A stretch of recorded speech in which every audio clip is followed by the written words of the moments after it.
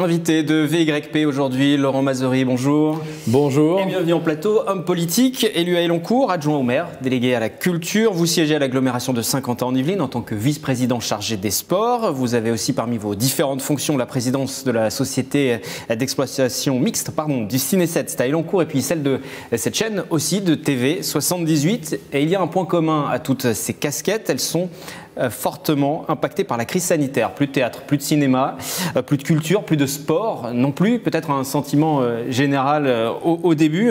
Est-ce que vous avez peur pour l'avenir de ces secteurs, qu'ils aient du mal à se relever ? Alors certains plus que d'autres. D'abord, merci de m'accueillir, j'allais dire chez nous, mon cher Wilfried. Certains plus que d'autres, bien entendu. Et ça sera probablement beaucoup plus difficile pour les activités culturelles que pour les activités sportives, même si nos associations souffrent évidemment énormément, à la fois de l'absence des adhérents, mais aussi de l'absence des bénévoles. Et un des points majeurs pour les associations sportives, c'est de conserver, et ça sera de renouveler les bénévoles, parce que rapidement, les bénévoles vont passer à autre chose, et ils risquent de ne plus être là.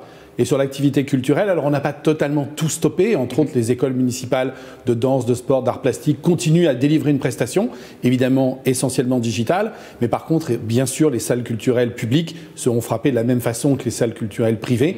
À une différence près, c'est que malheureusement ou heureusement, on n'a pas une obligation de résultat de chiffre d'affaires.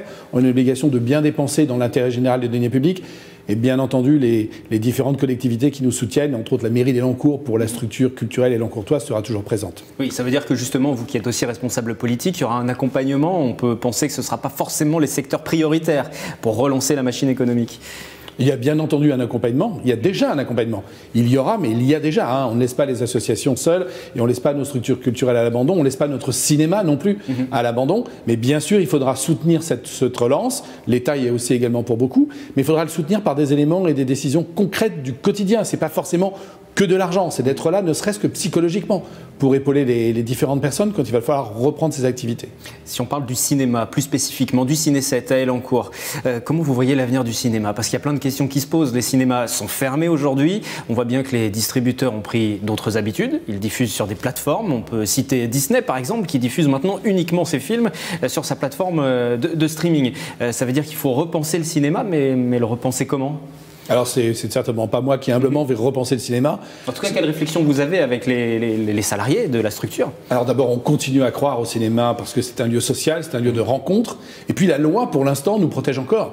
La loi, elle prévoit toujours en France un certain nombre d'éléments liés à la production et à la création cinématographique qui permet une redistribution dans les salles, qui permet de soutenir le fonctionnement de nos salles. Ensuite, les spectateurs sont notre meilleure garantie. Quand je vois les témoignages poignants que nous avons entre autres sur les réseaux sociaux pour le Ciné 7 d'un grand nombre de nos spectateurs qui sont fidèles, qui viennent par passion du grand écran et de la salle noire et du fait de regarder ensemble un film, moi je reste résolument optimiste sur le fait que à la fois les spectateurs reviendront, mais la programmation reviendra. Je ne suis pas certain, Wilfried, que la décision d'aller vers les plateformes soit une décision qui soit unique, monolithique, définitive et qui fasse que 100% des films demain seront exclusivement produites et distribués par les plateformes. Les plateformes, c'est un autre mode de distribution qui, pour moi, est complémentaire de celui du cinéma, mais le cinéma, vous le verrez, perdurera. On avait dit exactement la même chose quand la télévision est née. Dans un premier temps, quand la radio est arrivée un peu après le cinéma, puis la télévision, on a dit c'est la mort des salles, et on se rend compte qu'aujourd'hui, le cinéma est plus vivant que jamais, en tout cas, à part le Covid. Et je suis certain qu'il en naîtra rapidement de ces cendres très temporaires. Donc le Ciné 7 à Elancourt va perdurer et va se relever une nouvelle fois. On peut rappeler que tout de même ce cinéma existe depuis 1975, qu'il a fait face à de nombreuses périodes difficiles, génération des multiplex par exemple. Il a fallu se réinventer, se moderniser, c'était en 2013. Et aujourd'hui, forcément, survivre ensuite à cette crise sanitaire. Je tiens à dire d'ailleurs que les années se suivent et ne se ressemblent pas, puisque le Ciné 7, en 2019, a connu sa plus forte fréquentation depuis son origine, avec plus de 110 000 entrées. C'était son plus gros chiffre. Et vous voyez, nous connaîtrons l'année suivante la pire fréquentation, puisque évidemment, nous sommes péniblement aujourd'hui à 30 000 entrées. Mais on voit néanmoins que dans un système de fonctionnement normal, les spectateurs sont bien au rendez-vous pour nous soutenir. On parle de la culture, on parle du sport aussi. Pour l'agglomération de Saint-Quentin-en-Yvelines, je le disais tout à l'heure, vous êtes le vice-président en charge donc du sport. En 2024, il y aura les Jeux Olympiques, les Jeux Paralympiques également. Il y a 5 épreuves olympiques, cyclisme sur piste, BMX, golf, VTT, épreuve d'escrime également, du pentathlon moderne. Et puis une épreuve paralympique, ce sera le cyclisme sur piste. Saint-Quentin-en-Yvelines, l'agglomération est prête pour 2024? Elle est évidemment à la fois psychologiquement prête et puis elle a quasiment tous ces équipements, à l'exception de la colline des Lancours, qui sont déjà disponibles. Ils avaient été prévus, préparés pour ça. Certains ont même été testés. Je rappelle, les championnats du monde sur piste pour le Vélodrome national, et puis bien évidemment la Ryder Cup au Golfe national, donc plus près que Saint-Quentin-en-Yvelines. Je ne vois pas d'autres communes qui le soient. Je dirais même qu'on est presque beaucoup plus près que Paris lui-même. En tant que tel, nous sommes probablement la ville qui est déjà la plus olympique et la plus paralympique de France avec nos équipements, mais également avec la mentalité. On a pu tester avec les résultats de la Ryder Cup l'importance que revêtait le fait d'impliquer à la fois la population. Il ne faut pas que ce soit un événement extérieur qui vienne et un peu comme un criquet qui mange un champ qui repart ensuite. C'est pour ça que nous travaillons avec la population sur ce qu'on appelle l'héritage, c'est-à-dire que faire de nos structures au lendemain des Jeux Olympiques, et que le geste d'accueil des Jeux Olympiques, à part l'élément de motivation, de centralité, de dynamisme également pour nos entreprises, soit aussi un élément structurant d'équipement destiné à durer. D'équipements de transport, d'équipements d'accueil des sports et évidemment, bien entendu, d'équipements au service aussi de nos entreprises. Donc on est prêt, mais on est prêt aussi pour le lendemain des Jeux Olympiques. Les Jeux Olympiques ne s'arrêtent pas en 2024 à Saint-Quentin-en-Yvelines. La situation aujourd'hui sanitaire qui entraîne une crise économique n'aura pas d'incidence sur ces JO 2024 ? Écoutez, je vais même vous dire qu'on pourrait prendre un côté positif. Entre autres, le report des Jeux Olympiques de Tokyo l'année dernière à cette année, à 2021 qui s'annonce. Ce qui nous permet, entre guillemets, de gagner un an sur l'expérience, l'analyse des décisions techniques à prendre et à regarder ces Jeux Olympiques de Tokyo pour adapter éventuellement certains de nos équipements, mieux définir par exemple nos pistes de BMX, mieux définir par exemple encore la future colline des Lancours avec sa piste de VTT. Donc, il n'y aura pas d'impact. Je pense que d'ici là, le vaccin nous aura, je l'espère, protégés, sauvés tous. J'espère également qu'il y aura des traitements, parce qu'on parle beaucoup du vaccin. Il ne faut pas oublier quand même le traitement. Ça me semble, à mon sens, moi j'ai été touché parce que j'ai perdu mon papa, donc je pense que les traitements sont vraiment essentiels.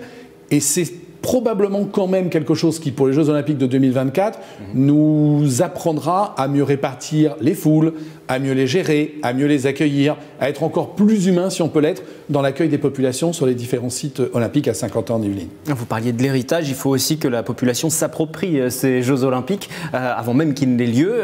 Il y aura des opérations, peut-être. Je pense à la journée olympique, c'est le 23 juin. En 2020, ça n'a pas pu avoir lieu. En 2021, par contre, il y aura bien une journée olympique, on l'espère. Absolument.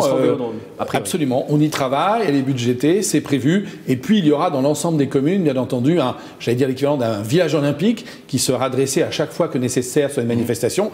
Et comme on l'avait fait pour la Ryder Cup, il y aura bien entendu un énorme travail réalisé avec les scolaires aussi, mais aussi avec les entreprises. Mais je ne veux pas le dire aujourd'hui, j'aurai l'occasion de revenir vous en parler.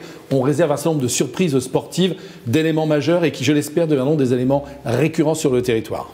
On va profiter à présent de cette émission pour parler un petit peu de TV78, de notre chaîne, pour ceux qui nous suivent. Je disais tout à l'heure en introduction que vous en êtes le président. Alors je vais donner quelques précisions pour les téléspectateurs. C'est une société d'économie mixte. Elle associe des financeurs publics, des financeurs privés qui se retrouvent au sein d'un conseil d'administration. Qui sont au sein de ce conseil d'administration. Il y a des représentants, notamment politiques de tous bords, qui sont présents. À sa création en 92, TV Fil, à l'époque, TV Fil 78 ne couvrait que le secteur de Saint-Quentin-en-Yvelines. Aujourd'hui, ce n'est plus le cas. Vous pouvez le voir au quotidien. Nous couvrons quasiment l'intégralité du département. Quelles sont les perspectives un petit peu de développement pour cette chaîne? Alors, ils sont extraordinaires. Premier point, vous avez raison, nous couvrons tout le département, mais en réalité nous couvrons le monde entier, puisque nous sommes disponibles d'un point de vue digital, ce qui est quand même assez important, et puis nous sommes également disponibles sur le fibre et sur l'ensemble des box, sur la fibre et l'ensemble des box. Donc ça c'est important.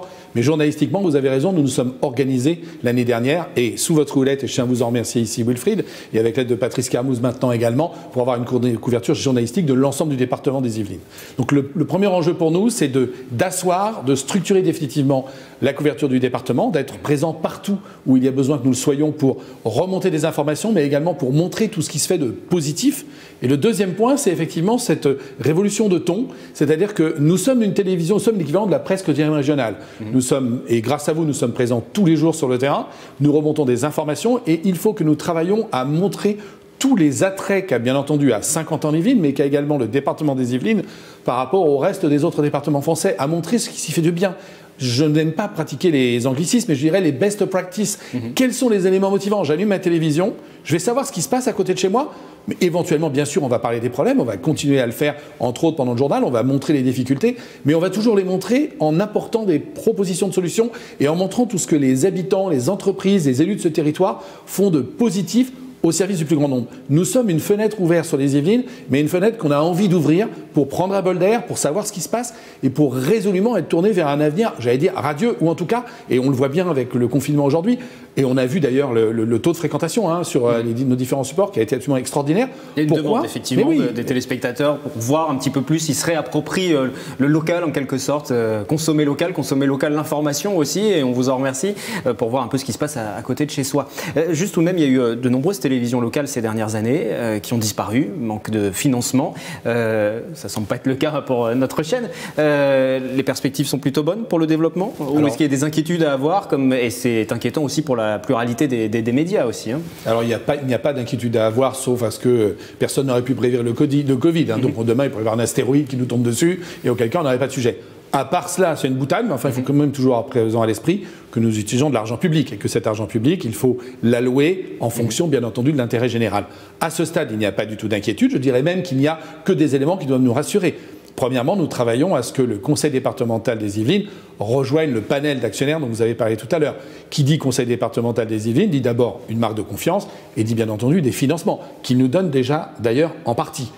J'étais hier soir en conseil communautaire, les délibérations qui viennent nous soutenir sont votées à l'unanimité. Et je tiens ici à saluer d'ailleurs la responsabilité des différents élus du territoire, et vous l'avez dit Wilfried, qu'ils soient de droite, de gauche ou du centre, ils soutiennent notre chaîne, parce que je crois qu'ils ont bien compris aujourd'hui la chance qu'était une chaîne locale comme TV78 pour porter la parole d'un territoire et montrer tous les attraits de la vie quotidienne sur le territoire. Donc moi, je n'ai pas de motif d'inquiétude, j'ai que des motifs d'optimisme, et je pense que cette nouvelle mandature sera au contraire celle qui s'ouvrira pour porter encore plus haut la parole de TV78 et donc des territoires que vous représentez quand vous prenez la parole, Wilfried. Nouvelle mandature, puisque vous venez effectivement d'être réélu président de cette chaîne. Peut-être un mot aussi rapidement sur l'évolution de la télévision. Et ça ne concerne pas uniquement la télévision nationale, les télévisions locales aussi sont concernées. Il y a un autre mode de consommation par les smartphones, les tablettes, le site internet, les replays.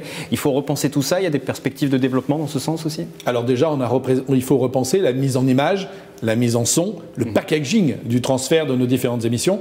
C'est déjà commencé. Je crois qu'on s'y est attelé sous votre houlette et sous la houlette de Thierry Barbonnette, notre directeur général, de manière efficace. Les community managers, les différents webmasters qui sont dans cette chaîne ont cette capacité, cette volonté, et on le voit au quotidien, d'adapter nos messages aux différents supports. Et vous avez raison, il reste encore des choses à inventer, entre autres en termes d'interactivité, quelque chose qu'on ne fait probablement pas assez et qu'on va développer, c'est-à-dire faire intervenir le téléspectateur, mais le consommateur de nos images, qui aujourd'hui peut intervenir grâce effectivement à l'ensemble du digital et au retour qu'on peut en avoir. C'est un point sur lequel nous allons travailler effectivement de manière très forte dans les mois et les années à venir. Dernier mot, dernière question, principal projet pour vous sur cette mandature ? Pour TV78 ? Je vous l'ai dit, consolider ses financements, accroître son audience, puisqu'on existe qu'à travers l'audience. Également un point important, nous sommes un des rares vecteurs de publicité locale, avec l'affichage publicitaire éventuellement, et nous devons vraiment nous renforcer sur cet aspect-là, parce que quand on fait de la publicité locale, certes, on fait rentrer des recettes, mais également on montre tous les commerces de proximité qui en ont tant besoin aujourd'hui. On montre à travers notre chaîne toute l'importance et toute la couverture, l'extraordinaire pluridisciplinarité de ces commerces sur notre territoire. Donc nous devons également développer nos ressources publicitaires, mais au-delà des ressources, surtout la visibilité de nos commerçants et de nos différents commerces sur notre chaîne. Ça aussi, c'est un enjeu. Merci beaucoup Laurent Mazori, et puis je vais en profiter aussi pour remercier toutes les équipes avec qui nous travaillons au quotidien et qui vous permettent de suivre ces programmes. Voilà, à très bientôt. À très bientôt sur TV78.